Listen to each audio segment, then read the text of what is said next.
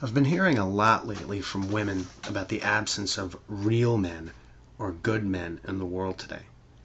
Apparently some hole in the earth has recently opened up and swallowed all the great guys and left women holding their skirts in the breeze. Oh, where art thou, relationship? Cries the legion of forlorn and barren women. Who will look after us? This question is quite funny, considering that women file 70% of divorces and the majority of those divorces are on a no-fault basis. Even a quick glance at the numbers shows that, at least empirically speaking, it's women and not men who don't want to be in relationships. If women wanted so much to be in relationships and stay in relationships, they wouldn't be filing so many divorces, would they?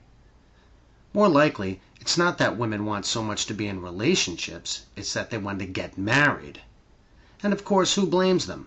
With the state-sponsored opt-out clause of no-fault divorce, where women are immediately entitled to half a man's possessions, income, and sole custody of his kids a vast majority of the time, marriage is a good deal for women if it doesn't pan out. For men, on the other hand, marriage today is largely a brutal proposition if it doesn't work. A study done at Rutgers University some time ago showed that one of the prime reasons young men are avoiding marriage is the financial and emotional devastation they would probably experience if they got divorced. Seems that women aren't too interested in hearing this side of the story, are they? No, let's stick to anecdotal nonsense and daytime television. Those will make it all better. It's all men's fault anyway. And let's talk about convenient feminism, or what one journalist has called lifeboat feminism. A vast majority of women today love enjoying the benefits of feminism, equal and even greater pay for the same work, huge legal entitlements that men don't have, etc., etc. But when the dinner check comes, guess who pays? The man. As I've always said, all women today are feminists until the bills come. Slowly but surely, men are starting to screw their noses up at this nonsense. Okay, Cheryl, wait a minute. You're independent and empowered over here. You want equal this and that over there. But in these areas over here, you're a wilting flower in need of special care and attention. Okay, so let me get this straight. Is there a list I can refer to? Oh, what? You make it up as you go along? Right. Well, hopefully, I'll be sensitive and attuned enough to your needs to keep up with your ever-changing emotional landscape. Sign me up! Really, it's pure crap, and a lot of women know it. But they don't want us to know it, so they distract us with their "where are all the good men" bullshit tirades. Where are all the good men? They're right here.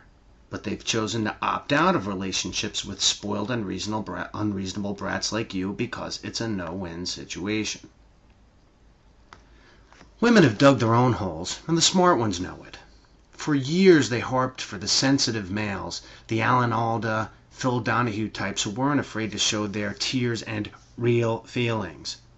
Then, when men did show their real feelings, as Brett Favre did in his retirement speech, they were ridiculed and stomped on for doing so, told to man up and take their punches.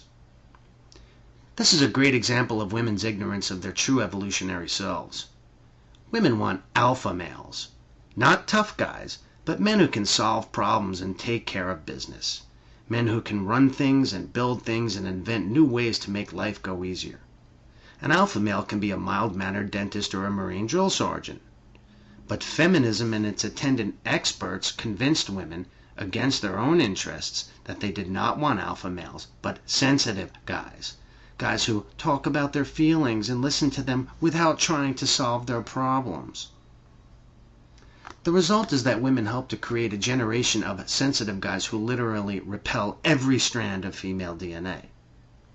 Did you ever hear the typical sensitive guy or a nice guy complain that although he treats women nice, they screw him over and go for jerks? Yup, that's the guy. The reason he doesn't get any women is because he's an evolutionary anomaly created by women. He's a wimp, women know it, and eventually they leave him. Contrast this guy with the jerk, or the player. The jerk, or the player, is what women flock to when they tire of the wimpy, sensitive guy. The jerk, or the player, who has an instinctive knowledge of the female need for alpha males, provides a semblance of the alpha male, takes what he wants, and leaves women flapping in the wind. After a few rounds of this, the bedraggled women flock back to the nice guys in hopes of emotional salvation. This merry-go-round can go on for years, well into a woman's 40s. The result is that most women today wouldn't know a good man if they fell over one on the street. They've spent so much time ping-ponging between nice guys and jerks and players that they've become paranoid, emotionally ragged, used-up items in a convenience store shelf. And now they want to blame men for their own voluntary abasement. Well, I say hell to them. You reap what you sow in this world. But wait, what about all the help women get today in relationships? Mountains of books and articles, countless therapy sessions, endless talk shows, bitching sessions at the local Starbucks with the girls. You'd think they'd all be experts by now. Nope. They've gotten even worse at it than when they started. The more women talk about it amongst themselves, the sicker they get. It's like a virus passed around in the form of bad information. Well, Jane, this didn't work for me, but since I care about you so much, I'm going to tell you anyway. Blech. Here's what I see in a lot of my married male friends today. Tired, downtrodden, gutless spirits. Men who spend so much time paring away their wives' overblown expectations and bringing them down to reality, they have nothing left to give at the end of the day. Guys who can't spend an hour away from home without 3 or 4 phone calls from the wifey. Man, I thought women were empowered and in control of things these days. Apparently not. It seems that the world could end at any second if hubby's away too long. And yet, all I see on TV are shows and commercials that portray husbands and fathers as complete idiots. Idiots, eh? Here's a story. My family moved from the outer boroughs of New York City to the suburbs when I was about 7 years old. My mother had never been far from her family before that. When I was a little kid, in fact, we lived within walking distance of many relatives. But when we moved to the suburbs, my mother was an hour away from everyone she knew and loved. Before the move, she had barely even driven more than a 5-block distance from our house. On that first day in the burbs, my father slapped some money down on the table, told my 28-year-old high school educated mother to take care of things, and headed off to work. And she did take care of things. She raised 2 kids and kept a big house all by herself in a town where she barely knew anyone. Now she's a highly respected woman. Tough, determined, and caring. She takes no shit from anyone and dishes no shit unless it's required. She's one smart, stand-up gal, the kind of person you want on your side. They don't make them like that anymore, do they? The real question is, where are all the good women?